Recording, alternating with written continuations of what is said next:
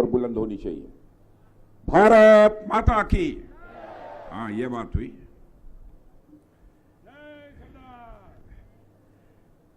पंजाब के राज्यपाल आदरणीय गुलाब चंद जी कटारिया और उत्तराखंड के हमारे युवा मुख्यमंत्री श्री पुष्कर सिंह जी धामी और गुजरात के ही खेल कूद एवं युवा विकास मंत्री, जिसके बारे में मैं कह सकता हूं कि सचमुच इस नौजवान मंत्री मनसुख भाई मांडविया का एक बहुत ही डायनामिक पर्सनालिटी है, गतिशील व्यक्तित्व है, और जिन्होंने इस पूरे यात्रा के कामकाज की जिम्मेदारी अपने कंधों पर ली है, ऐसे श्री मनसुख भाई मांडविया, केंद्रीय मंत्री श्रीमती शोभा करांदलाजे जी और हमारे गुजरात सरकार के मंत्रीगण, हमारे पुराने मित्र श्री जीतू भाई बाघानी, कुंवर जी बावलिया, श्री कौशिक जी बेकारिया, श्री कांति भाई अमृतिया, सांसद श्री मनसुख जी बाशवा और हमारे नौजवान सांसद श्री हेमांग जी जोशी और यहाँ मौजूद मेरे सभी सम्मानित बहनों एवं भाइयों, सबसे पहले मैं अभिवादन करना चाहता हूं उन पदयात्रियों का जिन्होंने की लंबी यात्रा, लंबे सफर को तय करने के बाद आज यहां पर वह मौजूद हैं। मनसुख भाई ने मुझे बतलाया ऐसे कुछ यहां पर पदयात्री बैठे हैं जो लगातार 7 दिनों से प्रतिदिन 15, 16, 17 किलोमीटर की पदयात्रा कर रहे हैं। मैं सभी से यह अनुरोध करना चाहूंगा, पदयात्रियों के अतिरिक्त जो भी खड़े हैं, एक बार सारे पदयात्रियों का तालियां बजाकर अभिनंदन किया जाना चाहिए और उनका स्वागत किया जाना चाहिए।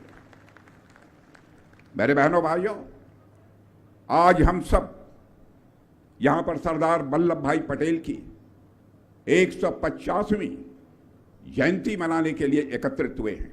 सारे देश में इस वर्ष सरदार वल्लभ भाई पटेल की जयंती मनाई जाएगी और यह कल्पना यदि किसी ने दी है, इसी गुजरात की धरती पर पैदा हुए, गुजराती मां की कोख से पैदा हुए आज के भारत के प्रधानमंत्री श्री नरेंद्र मोदी जी ने दी है। मेरे बहनों भाई,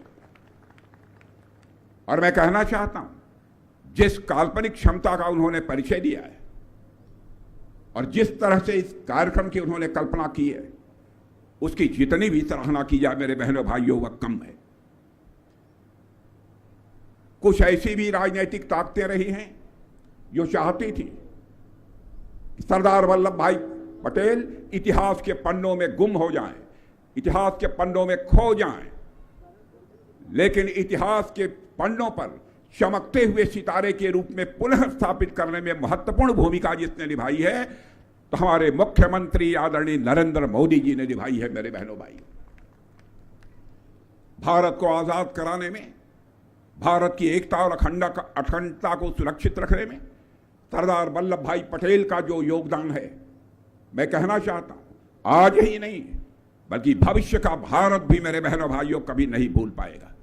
यह कोई साधारण बात नहीं है। उन्होंने स्वतंत्रता संग्राम की लड़ाई लड़ी, राजनीतिक क्षेत्र में भी अपनी भूमिका निभाई है। हर राजनेता के लिए मैं मानता हूं सरदार वल्लभ भाई पटेल एक प्रेरणा के स्रोत हैं। आप सब जानते हैं, आजाद भारत में राजनीतिक क्षेत्र में काम करने वाले नेताओं के प्रति आज के कुछ वर्षों पहले एक विश्वास का संकट पैदा हो गया था। लोग ये कहते थे, नेता वह है जो कहता कुछ है और करता कुछ है। लेकिन बहनों भाइयों, हम लोगों ने यह करके दिखा दिया और यह प्रेरणा हम लोगों ने ली है तो सरदार वल्लभ भाई पटेल से कि जिंदगी में जो कुछ भी कहा जाए उसे किसी हद तक जाना पड़े उसे पूरा किया जाना चाहिए। कहने और करने में, कथनी और करनी में अंतर नहीं होना चाहिए। लेकिन भारत की राजनीति में काम करने वाले लोगों ने कथनी और करनी में अंतर पैदा करके भारत की राजनीति और भारत के नेताओं के प्रति एक विश्वास का संकट पैदा किया और इस विश्वसनीयता के संकट को किसी ने स्वीकार किया है। बहनों भाइयों, हमारे प्रधानमंत्री मोदी जी के नेतृत्व में हमारी सरकार ने इस विश्वसनीयता के संकट को चुनौती के रूप में स्वीकार किया है। और आपने देखा होगा, जो हम लोग कहते हैं वह करते हैं, जिसे हम कर नहीं सकते उसे हम बोलते नहीं हैं। यह प्रेरणा भी हमने किसी से हासिल की है तो सरदार वल्लभ भाई पटेल से हासिल की है। सरदार वल्लभ भाई पटेल का पूरा जीवन इस राष्ट्र को समर्पित था। कौन इस सच्चाई को नकार सकता है? और मैं तो कहता हूं, उन्होंने जो राजनीति की है, तो राजनीति केवल भारत में सरकार बनाने के लिए उन्होंने राजनीति नहीं की है। उन्होंने अपने जीवन में राजनीति की है तो भारत देश को बनाने के लिए राजनीति की है। वह है हमारे सरदार वल्लभ भाई पटेल। आज उन्हीं की 150वीं जयंती वर्ष के अंतर्गत हम राष्ट्रीय पदयात्रा सारे देश भर में मेरे बहनों भाइयों मना रहे हैं, चल रही है हमारी। भारत की एकता, भारत को एकता के सूत्र में पिरोने में प्रमुख भूमिका उन्होंने जिस तरीके से निभाई थी, उसकी जितनी भी सराहना की जाए वह कम है। जो काम उन्होंने किया है वह काम अपने में कितना कठिन था, इसका अनुमान इसी बात से लगाया जा सकता है कि जिन समस्याओं की जिम्मेदारी उन्हें नहीं दी गई, उसका समाधान करने में दशकों लगे हैं, और कुछ समस्याओं का समाधान जिन्हें करना था, जिसकी जिम्मेदारी सरदार वल्लभ भाई पटेल के ऊपर दी, उन्होंने अपनी जिम्मेदारी का बखूबी निर्वाह किया। इसीलिए हमारा आज यह भारत एक है, आज हमारा भारत अखंड है। और इसीलिए अपनी बात को आगे बढ़ाने से पहले मेरे बहनों भाइयों मैं कहना चाहूंगा कि सरदार वल्लभ भाई पटेल की धरती पर खड़े होकर मैं यहां पर आज उनके संबंध में विचार व्यक्त कर रहा हूं। उनके प्रति, उनकी स्मृति के प्रति हृदय से आदर व्यक्त करता हूं। सरदार पटेल जी की जयंती के साथ साथ इस साल भारत में आप जानते हैं कि राष्ट्रीय गीत वंदे मातरम के भी 150 साल पूरे होने पर देश भर में कार्यक्रम आयोजित किए जा रहे हैं। इस साथ ही इस साल भारतीय संविधान जब बना था उसके भी मेरे बहनों भाइयों 75 वर्ष का समय पूरा हो रहा है। इन तीनों चीजों को ध्यान में रखा है हमारे प्रधानमंत्री मोदी जी ने। मैं बधाई देना चाहता हूं विशेष रूप से अपने नौजवान भारत सरकार के मंत्री, खेल कूद एवं युवा विकास मंत्री श्री मनसुख मांडविया जी को, जिन्होंने सरदार पटेल के 150 वर्ष में युवाओं द्वारा जो राष्ट्रीय पद यात्रा निकाली जा रही है उसकी बखूबी जिम्मेदारी उन्होंने संभाली है। और जैसा मैं देख पा रहा हूं मेरे बहनों भाइयों कि यह आयोजन काफी सफल साबित हुआ है। आपको शायद जानकारी नहीं होगी, आपके राष्ट्रीय पद यात्रा की चर्चा केवल गुजरात की सीमाओं तक ही सीमित नहीं है, बल्कि हिंदुस्तान के कोने कोने में हो रही है बहनों भाइयों। यह कोई सामान्य बात नहीं है। और मैं यह भी कहना चाहता हूं, इस काम का महत्व इसलिए भी और अधिक बढ़ जाता है क्योंकि देश का नौजवान पद यात्रा करके वह समाज के बीच जा रहा है। सरदार पटेल की जो विरासत है, उस सरदार पटेल की विरासत से वह जनता का परिचय करा रहा है। और इस पद यात्रा में भाग लेने वाले सभी पदयात्रियों का मैं पुनः एक बार अभिनंदन करता हूं। और आपकी यह जो राष्ट्र भक्ति है और भारत की भक्ति भी वो ऊर्जा है कि मैं मानता हूं कि भारत को एक साथ जोड़कर यह आगे ले जाएगी। और भारत को जहां हम ले जाना चाहते हैं, भारत वहां जाकर रहेगा बहनों भाइयों। दुनिया की कोई ताकत इसे रोक नहीं सकती है। और मैं मानता हूं यह पदयात्रा इस बात का भी प्रमाण है कि आज भारत के वर्तमान में अपने इतिहास के स्तंभ कहे जाने वाले सरदार के पटेल के काम को जन जन तक पहुंचाने की जिम्मेदारी हमारी सरकार ने उठाई है। मेरे युवा साथियों, सरदार साहब का जहां तक सामर्थ्य था तब भारत के काम आया था जब भारत माता आजाद होने के बाद 550 से ज्यादा रियासतों में यह भारत माता हमारी विभाजित थी। उस समय विश्व के बड़े बड़े देशों को यह लगता था भारत तो आजाद हो गया, लेकिन आजादी होने के बाद भी यह भारत एक नहीं रह पाएगा, भारत अखंड नहीं रह पाएगा, यह भारत टुकड़ों टुकड़ों में बंट जाएगा। निराशा के उस दौर में सरदार वल्लभ भाई पटेल ने जो भूमिका निभाई है, असरदार भूमिका निभाई है, उसका ही परिणाम है मेरे बहनों भाइयों कि आज हमारा और आपका यह भारत एक है। सरदार पटेल में मैंने जो समझा है चाणक्य की कूटनीति थी और शिवाजी के शौर्य और पराक्रम का समावेश यदि देखने को मिलता है किसी नेता के अंदर तो सरदार वल्लभ भाई पटेल के अंदर देखने को मिलता है। और उन्होंने जिस तरीके से जूनागढ़, निजामशाही और देश की कुछ अन्य रियासतों का भारत में विलय कराया, वह काम केवल सरदार वल्लभ भाई पटेल जैसा ही व्यक्ति इस काम को कर सकता था। साथियों, मैं मानता हूं कि सरदार पटेल की विरासत बहुत बड़ी है। आज का मजबूत और आत्मविश्वास से भरा हुआ आज जो भारत है वह उनकी विरासत है। एकजुट और अखंड भारत सरदार पटेल की विरासत है। अगर हमारे पास सक्षम प्रशासन और मजबूत सिविल सर्विसेज हैं तो यह भी सरदार पटेल की ही विरासत है, किसी दूसरे की विरासत नहीं है। अगर किसान हमारे राष्ट्रीय चिंतन के केंद्र में हैं, जिसकी कि हमारे प्रधानमंत्री भी चर्चा करते हैं, बराबर कदम उठाते हैं, उनके हित की चिंता करते हैं, तो यह भी मैं मानता हूं सरदार वल्लभ भाई पटेल की ही विरासत है। साथियों, अगर सार्वजनिक जीवन में ईमानदारी, शुचिता और कर्तव्यबोध को महत्व दिया जाता है तो इसे भी मैं मानता हूं यह सरदार वल्लभ भाई पटेल की ही विरासत है। यदि राष्ट्र हित को व्यक्तिगत हित से ऊपर माना जाता है तो इसे भी मैं मानता हूं सरदार वल्लभ भाई पटेल की ही यह विरासत है। सरदार वल्लभ भाई पटेल ने एक बार कहा था मेरे बहनों भाइयों कि मैं नेता नहीं हूं। ध्यान से सुनिए, सरदार वल्लभ भाई पटेल ने कहा था मैं नेता नहीं हूं, मैं सैनिक हूं। और यह बात उनके जीवन पर मैं मानता हूं कि यह पूरी तरह से खरी उतरती है। उन्होंने आजीवन एक सैनिक की तरह काम किया है, बिना विचलित हुए एक सैनिक की तरह उन्होंने अपने कर्तव्यों का निर्वाह किया है। जीवन भर अनुशासित थे, साथ ही अनुशासन के साथ अपना पूरा जीवन बिताया। देश को सर्वप्रति, नेशन फर्स्ट, इसको रखने का काम यदि किसी ने किया तो सरदार वल्लभ भाई पटेल ने किया। बहनों भाइयों, चाहे वह 1918 का खेड़ा सत्याग्रह हो या 1928 का बारडोली सत्याग्रह हो, सभी में उन्होंने बहुत ही महत्वपूर्ण भूमिका निभाई है। बारडोली सत्याग्रह में सरदार वल्लभ भाई पटेल ने ब्रिटिश सरकार द्वारा लगान बढ़ाने का उन्होंने जमकर विरोध किया था और इसके खिलाफ उन्होंने सक्रिय रूप से भारत में एक आंदोलन भी चलाया था। सरदार पटेल के इसी आंदोलन के कारण ब्रिटिश सरकार मजबूर हुई और हमारे किसानों की मांगों को उन्हें मांगना पड़ा था।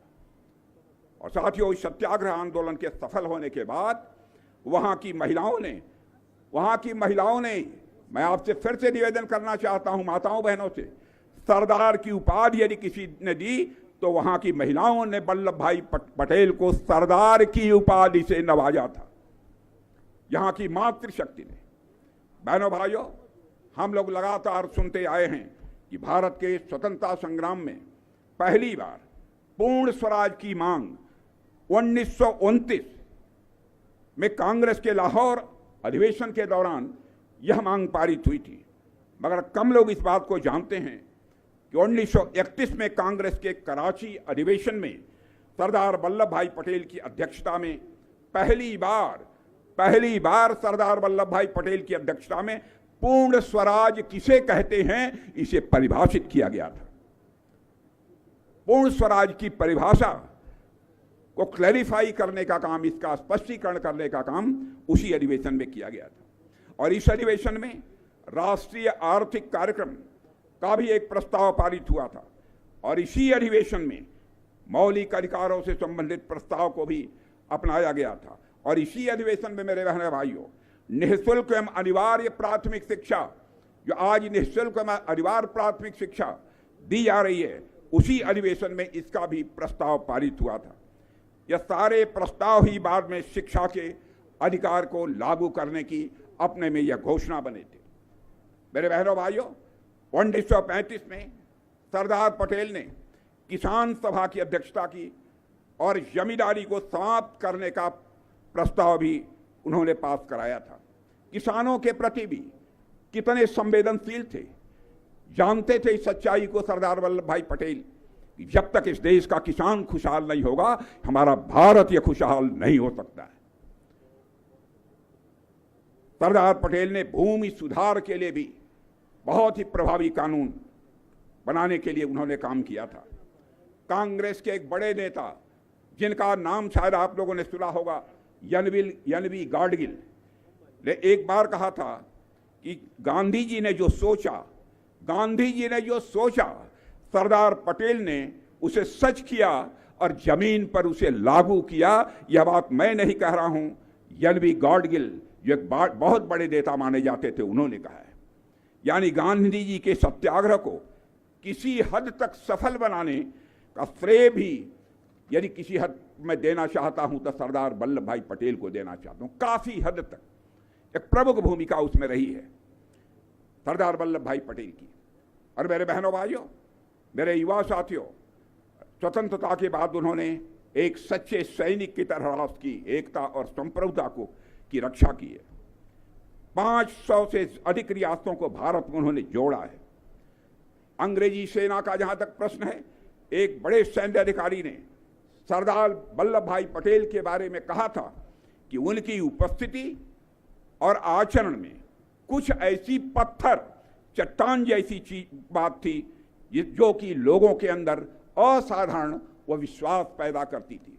अंग्रेज ने कहा था, किसी हिंदुस्तानी ने नहीं कहा था।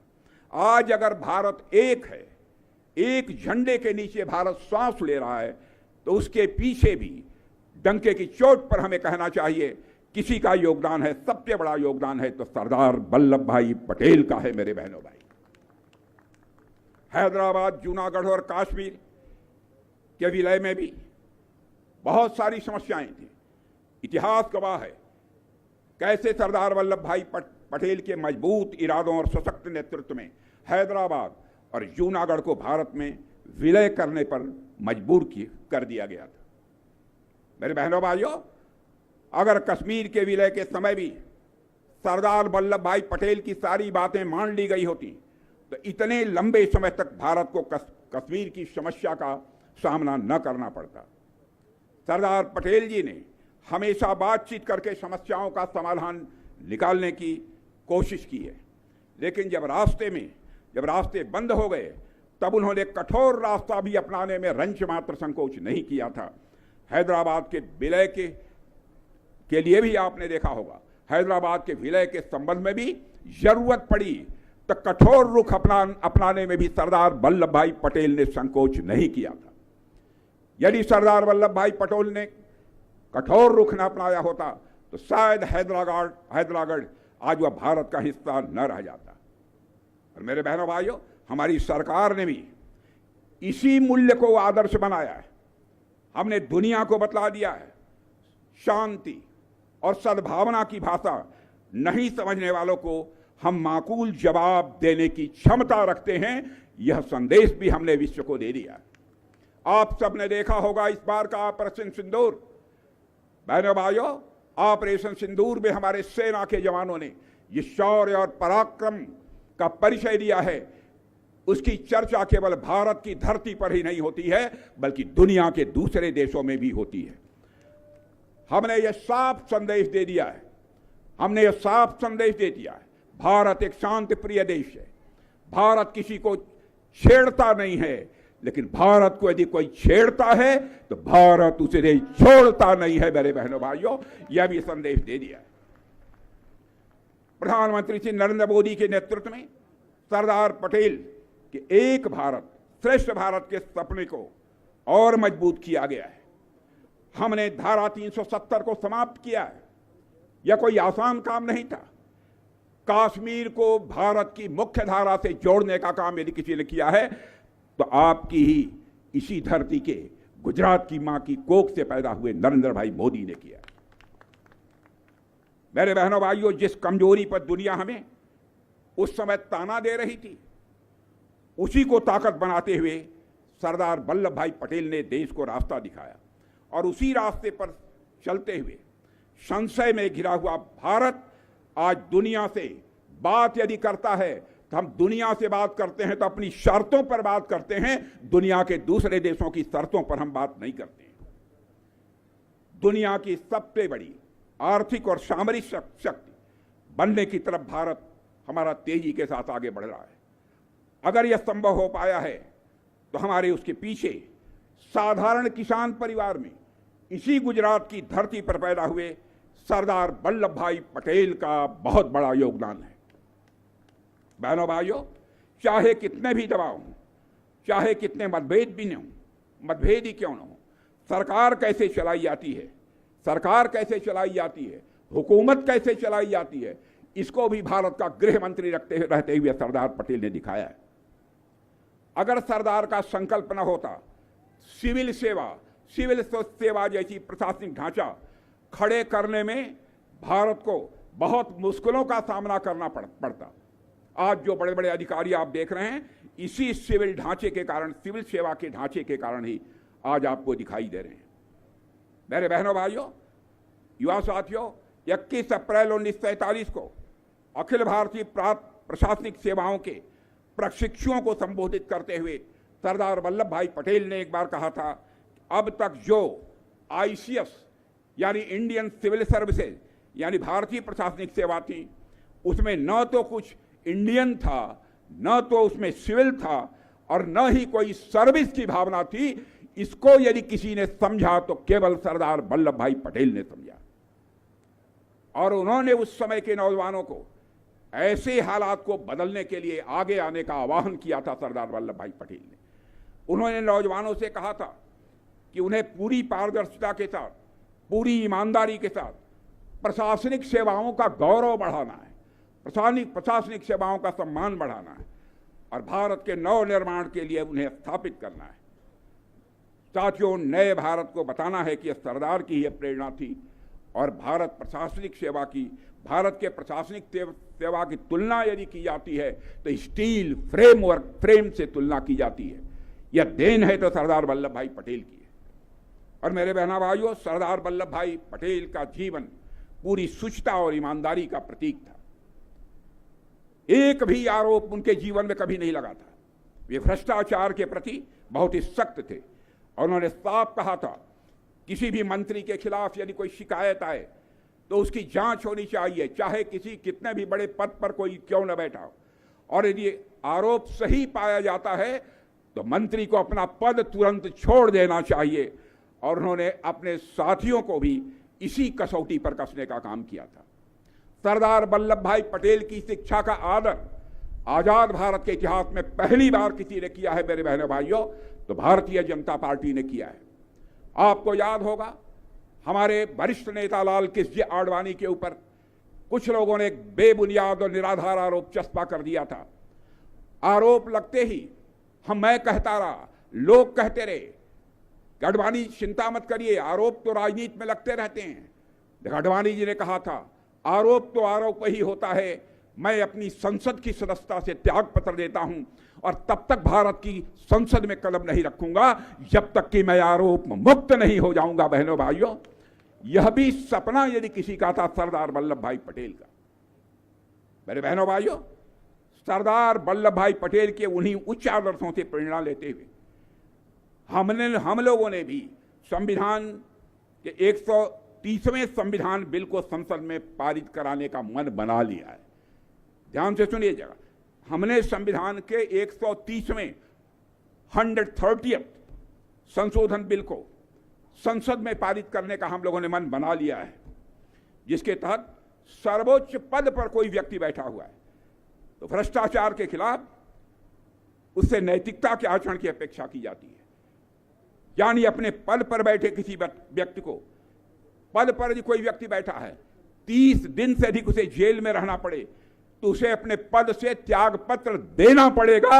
ऐसा कानून भी हम लोग भारत की संसद में पारित कराने की कोशिश कर रहे हैं। लेकिन इस देश में कुछ लोग ऐसे हैं 6-6 महीना तक जेल में रहेंगे और सरकार भी चलाते रहेंगे। कुछ लोग इसका विरोध कर रहे हैं। हम ऐसे ही लोगों को उजागर करना है मेरे बहनों भाइयों, जो देश की राजनीति को गंदा करने का काम कर रहे हैं। इनको जनता के सामने एक्सपोज करने की जिम्मेदारी भी किसी के ऊपर है। तो हमारे देश के नौजवानों के ऊपर है। मेरे बहनों भाइयों, सरदार पटेल ने हमेशा नेशन फर्स्ट, राष्ट्र हमारा प्रथम, इस भावना के साथ काम किया है। उन्हें बिल्कुल सत्ता का मोह नहीं था।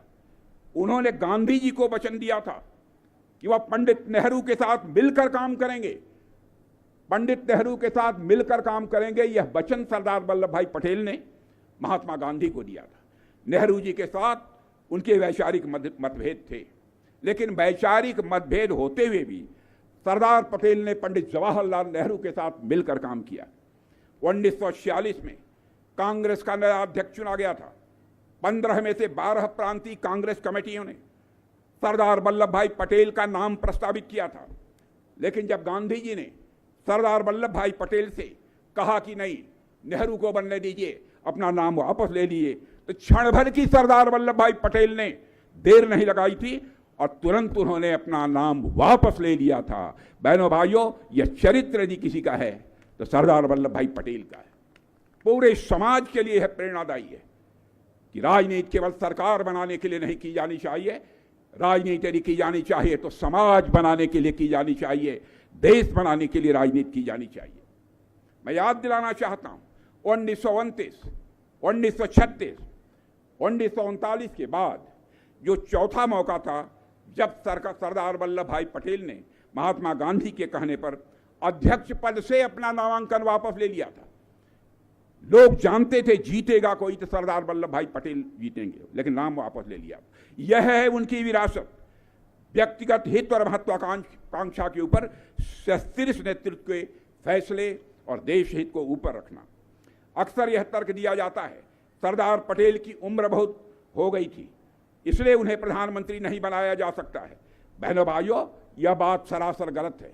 मैं कहना चाहता हूं, मोरारजी देसाई 80 साल की ऊपर की उम्र हो गई थी। यदि वह भारत के प्रधानमंत्री नहीं बन सकते थे तो 80 साल के कम वाले सरदार वल्लभ भाई पटेल भारत के प्रधानमंत्री क्यों नहीं बन सकते थे? मैं लोगों से इस सवाल का जवाब चाहता हूं।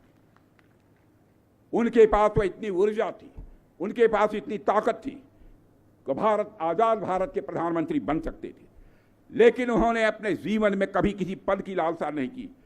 यदि उन्होंने अपने जीवन में किसी चीज को सर्वोपरि रखा है तो भारत को ही सर्वोपरि रखा है, इस देश को ही सर्वोपरि रखा है।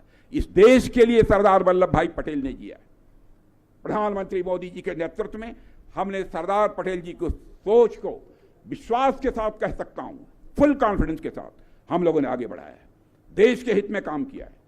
इसीलिए 2014 से पहले जहां हमारे देश की अर्थव्यवस्था दुनिया के देशों में 11वें स्थान पर थी, नौजवानों से कहना चाहता हूं, आप भी सुन लो, 2014 में यानी आदरणीय मोदी जी के भारत का प्रधानमंत्री बनने के पहले धन दौलत के मामले में, इकोनॉमी की साइज के मामले में जो हमारा भारत दुनिया के देशों में 11वें स्थान पर खड़ा था, मोदी जी ने वह करिश्मा किया कि 8-9 वर्षों के अंदर ही हमारा भारत जो धन दौलत के मामले में दुनिया के देशों में 11वें स्थान पर खड़ा था, वह जंप लेकर आज दुनिया के देशों में 4थे स्थान पर आकर खड़ा हो गया।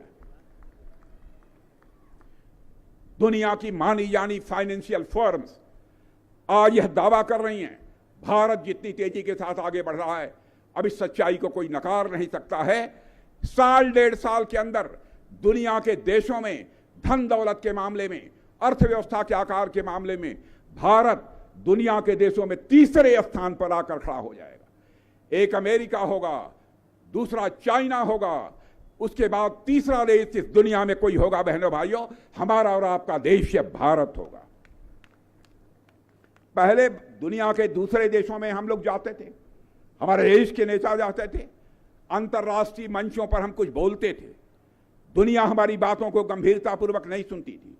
लेकिन आज भारत का वह कद बना है, भारत की वह हैसियत बनी है कि अंतर्राष्ट्रीय मंचों पर आज भारत बोलता है। मेरे बहनों भाइयों, सारी दुनिया कान खोलकर सुनती है भारत बोल क्या रहा है। यह है भारत की हैसियत, यह है भारत की ताकत। आज जो नई तिमाही के आंकड़े आ रहे हैं मेरे बहनों भाई, भारत की अर्थव्यवस्था 8.2% की दर से तेजी के साथ बढ़ रही है। और आप जानते हैं महंगाई का दर क्या है भारत में? मैं सबसे कहना चाहता हूं, पढ़े लिखे नौजवानों से भी मैं कहना चाहता हूं, ध्यान से सुन लो, आजाद भारत के इतिहास में कभी भी महंगाई की दर इतनी कम नहीं रही है जितने हमारे प्रधानमंत्री मोदी जी के शासनकाल में है। आज महंगाई की दर 1% नहीं है, आधा फीसदी नहीं है, बल्कि 0.25 यानी 1 की भी चौथाई हो गई है मेरे बहनों भाई। यह है हमारा भारत। 2014 के बाद से हमने कहा है, सीधे सीधे यदि कहना हो तो मैं कह सकता हूं, यह सुनिश्चित किया जाना चाहिए काम ज्यादा हो बात कम हो। इससे हमारे देशवासियों का जीवन इसी फार्मूले के कारण, इसी सूत्र के कारण हमारे देशवासियों का जीवन आसान हुआ है।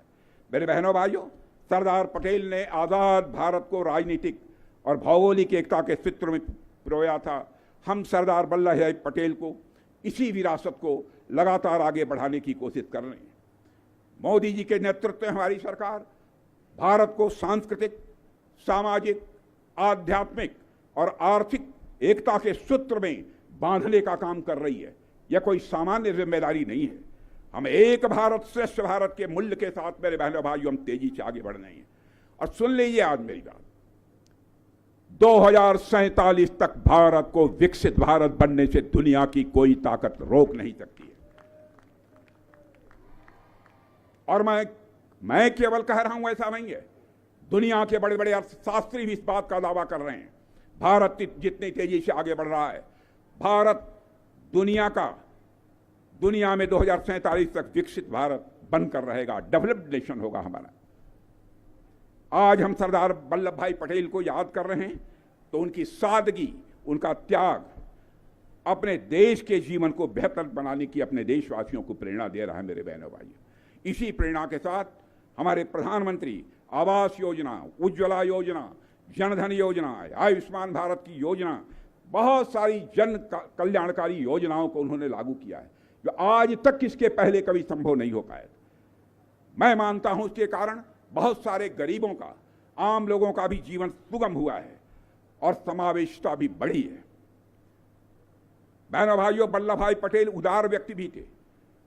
वे सच्चे अर्थों में सेकुलर थे, पंथ निरपेक्ष थे। वे तुष्टीकरण में विश्वास नहीं करते थे। जब पंडित जवाहरलाल नेहरू बाबरी मस्जिद के मुद्दे पर सरकारी खजाने से पैसा खर्च करने की बात जब उन्होंने छेड़ी थी, सरकारी खजाने से पैसा खर्च करके बाबरी मस्जिद बनवाई जानी चाहिए, उसका भी विरोध यदि किसी ने किया था तो गुजराती मां की कोख से पैदा हुए सरदार वल्लभ भाई पटेल ने ही किया था मेरे बहनों भाई। और उस समय सरकारी पैसे से उन्होंने बाबरी मस्जिद नहीं बनने दिया। फिर नेहरू जी ने सोमनाथ मंदिर के पुनर्निर्माण का सवाल उठाया। नेहरू जी ने क्या कहा, जब पुनर्निर्माण का सवाल उठाया तो बड़े ही शांत भाव से सरदार ने शांत पर दृढ़ स्वर में इस बात को स्पष्ट किया कि सोमनाथ मंदिर का मामला अलग है, वहां 30 लाख रुपए जनता ने दान दिए हैं, एक ट्रस्ट बनाया गया है और इस काम में सरकार का 1 कौड़ी भी पैसा खर्च नहीं हुआ है। यह सरदार वल्लभ भाई पटेल ने बनाया। इसी तरह मेरे बहनों भाइयों, अयोध्या में आज जो भव्य राम का मंदिर बनकर तैयार हुआ है, मैं आपको बतलाना चाहता हूं, सरकार के खजाने से 1 पैसा खर्च नहीं हुआ है। सारा खर्च यदि किसी ने दिया है तो देश की जनता ने दिया है। यही पंथ निरपेक्षता, यही सेकुलरिज्म की सच्ची परिभाषा है और सरदार पटेल ने इसे व्यवहार में अपने करके दिखाया है। उनका मत साफ है, तुष्टीकरण किसी का नहीं होना चाहिए, बल्कि न्याय इसकी सभी के साथ होना चाहिए, राष्ट्रहित सर्वोपरि होना चाहिए।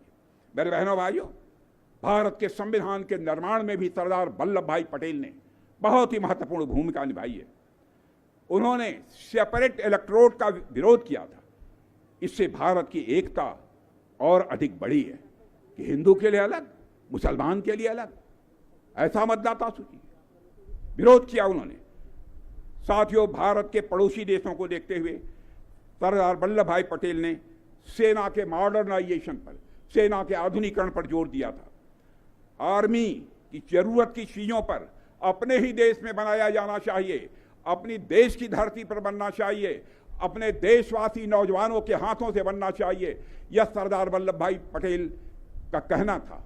और आज मैं आपको बतलाना चाहता हूं मेरे बहनों भाइयों, आज हम चाहे तोप हो, मिसाइल हो, समाप्त होते होते 50,000 करोड़ रुपए का हम एक्सपोर्ट करेंगे दुनिया के दूसरे देशों को। बहनों भाई, भारत में कोऑपरेटिव सहकारिता कभी यदि कोई प्रेरणा स्रोत रहा है तो वह सरदार वल्लभ भाई पटेल ने।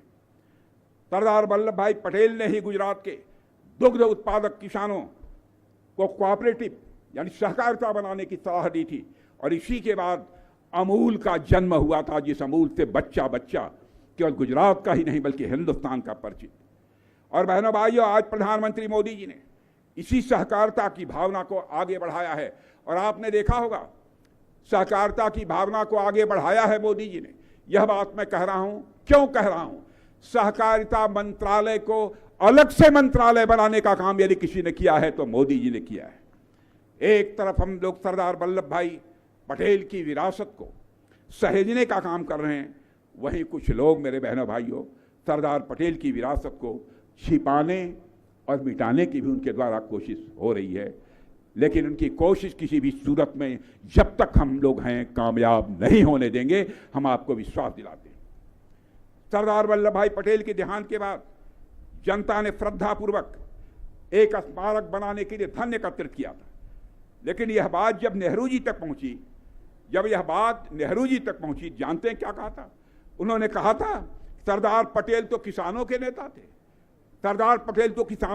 थे, इसलिए यह धन गांव के कुएं और सड़क बनाने में खर्च किया जाना चाहिए। क्या तमाशा था?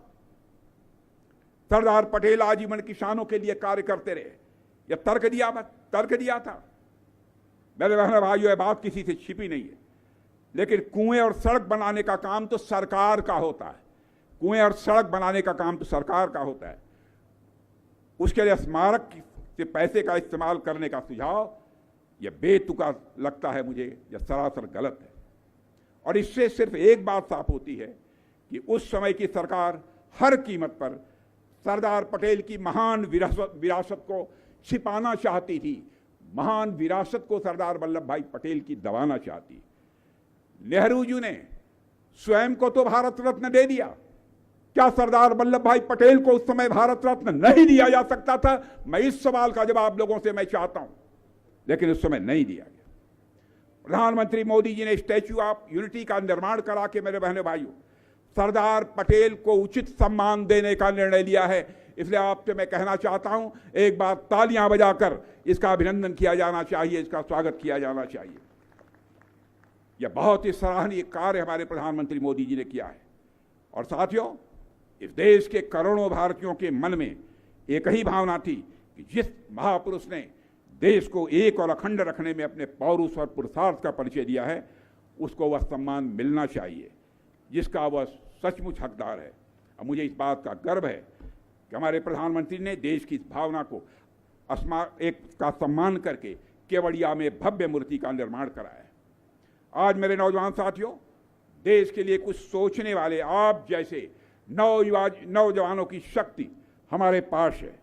अपने हाथों से विकसित भारत के स्वप्न को साकार करने की क्षमता यदि किसी के अंदर है तो आपके अंदर है। देश की एकता, देश की अखंडता, देश की सार्वभौमिकता को बनाए रखना मैं मानता हूं कि एक ऐसी जिम्मेदारी है जो सरदार वल्लभ भाई पटेल भारत की भावी पीढ़ी को सौंप कर वह गए हैं। हमारी जिम्मेदारी है कि हम देश और समाज को सभी लोग एकजुट करने दें। जाति, पंथ और मजहब के आधार पर किसी भी सूरत में हम इस समाज को बंटने न दें। जो भी भारत में पैदा हुआ है, भारत की माँ की कोख से पैदा हुआ है, सभी एक दूसरे के भाई भाई हैं, बहनों भाई। हम जाति, पंथ और मजहब के आधार पर कोई भेदभाव नहीं करते। भारत दुनिया का अकेला देश है जो केवल भारत की सीमा में रहने वाले लोगों को ही अपने परिवार का सदस्य नहीं मानता है, बल्कि पूरे विश्व की धरा पर रहने वाले लोगों को अपने परिवार का सदस्य मानते हुए वसुधैव कुटुंबकम का संदेश सारे विश्व को दुनिया के किसी देश की धरती से गया है तो केवल और केवल हमारे और आपके देश की धरती भारत से गया है। मेरे बहनों भाई, यह है हमारा भारत।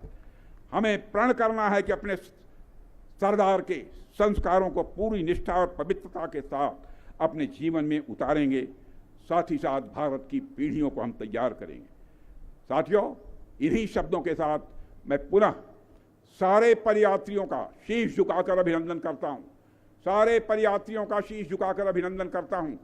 सरदार वल्लभ भाई पटेल की 150वीं जयंती वर्ष के अवसर पर भी मैं अपनी उनकी पावन स्मृति को नमन करते हुए अपना निवेदन यहीं समाप्त करता हूं।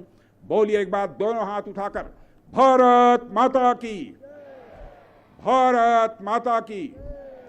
सरदार पटेल, सरदार पटेल, सरदार पटेल।